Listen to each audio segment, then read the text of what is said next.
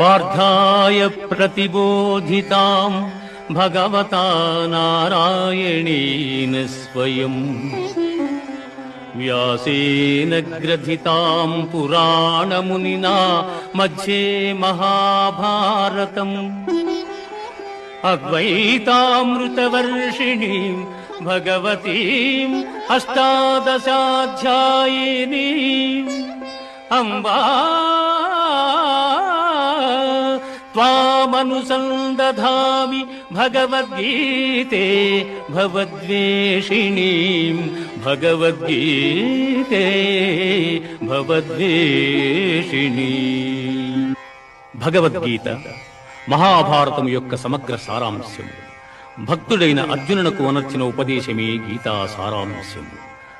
భారత యుద్ధము జరగరాదని సర్వవిధములా భగవానుడు ప్రయత్నించెను. కాని